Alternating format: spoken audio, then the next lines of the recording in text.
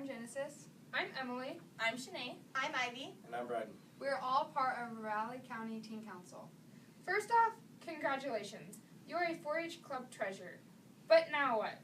We are here to give you some helpful hints and tips to make your year as a 4-H treasurer successful. Another resource that will be really helpful is your local extension office and also the Montana 4-H website, which is linked down below.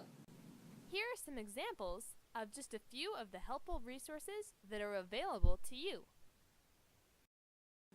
Now let's look at the average day of a treasurer.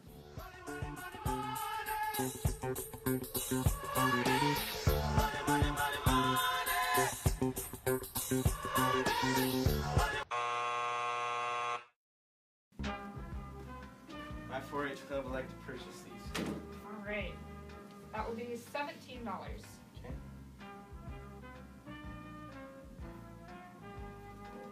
Here you go. Can I get a Thank receipt you. for my record books?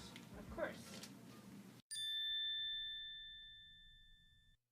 Treasurer isn't the easiest position in the club, but if you remain prompt and organized, it can be very simple. Here's a list of the basic duties you will have as a treasurer. Let us start at the top with keeping organized records of all money transactions. We recommend that you keep your records in some type of binder. This way you can keep them all in one spot and they're easy to organize.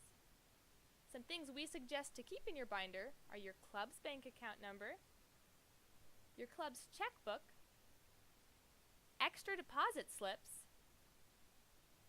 any money waiting to be deposited, a receipt book, and also all records of your club's money transactions. You will also be responsible for collecting and depositing all funds that your club receives.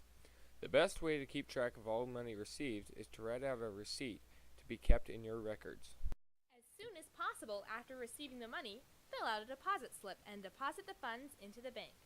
If you've never filled out a deposit slip before, it's quite simple. All you'll need to do is fill in the date, the name of your club's account number, the currency and amount of money to be deposited, and the total amount of money you are depositing. If you're depositing a check, be sure that you fill the check number into the space provided. You can find the check number in the upper right-hand corner of the check. Remember to record the amount deposited in your checkbook ledger. The next topic on the list is paying any bills your club might have. All payments you make will need to be paid by check.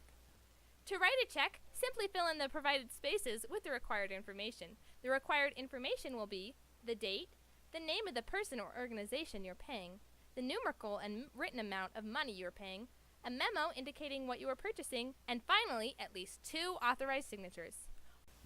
Having 2 authorized signatures is very important because without them, the bank will reject your check. Your club probably already has 2 signers in place, but if they don't, just contact your bank and they'll help you set them up. Always double check to make sure all information is correct. If you make a mistake on a check, write across the check in large letters "void" and record this in your ledger. Remember to ask for a receipt to keep in your records. Another important responsibility on our list is keeping an accurate record of all bank account transactions on your checkbook ledger.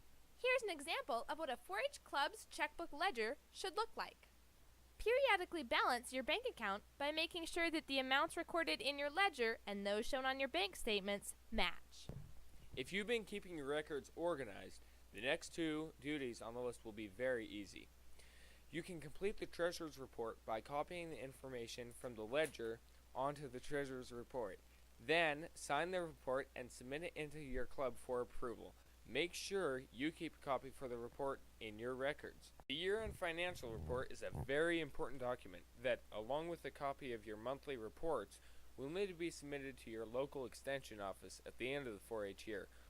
Although this might seem daunting, besides some general information about your club and their bank account, all that needs to be filled out on the form is the beginning balance of your account, your club's total income and expense for the year, and the ending balance of the account. Hopefully this video has been helpful for you, and if you have further questions, don't be afraid to ask your club leader or your local extension agent.